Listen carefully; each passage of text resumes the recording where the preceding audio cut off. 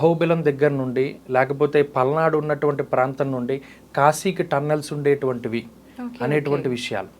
అలాగే ప్రత్యేకించి మీరు ఇప్పుడు అడిగారే కృష్ణానది అంత ఎత్తుకి ఫ్లో అయితే అంటే కృష్ణానది ఫ్లో అయ్యేటువంటి ఆ విజయవాడ ప్రాంతం బహుశా నైసర్గికంగా చాలా ఎత్తులో ఉండొచ్చు.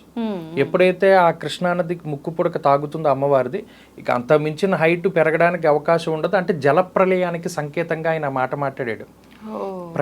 ప్రళయాలు కూడా చాలా రకాలుగా ఉంటాయి. అంటే అసలు ప్రళయం ఎందుకు వస్తుంది? ఆ సృష్టి అంతే కదా.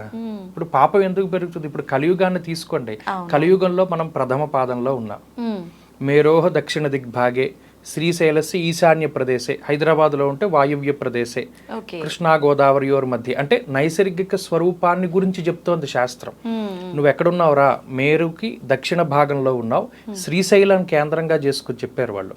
శ్రీశైలానికి వాయువ్యంలో ఉన్నావు, కృష్ణా గోదావరి మధ్యలో ఉన్నావు, ఆ పుణ్యక్షేత్రం. అదే మీరు కాశీ వెళ్ళండి, అక్కడ ఏమంటాడు? వింధ్యస్య ఉత్తర ఆర్యావర్తన ఏకదేశే అసీవరణయోర్ మధ్యే ఆనందవనే మహాశ్మశానే మణికర్ణికా క్షేత్రే అని సంకల్పం చెప్తారు. అంటే వింధ్యకి ఉత్తరంలో ఉన్నావు.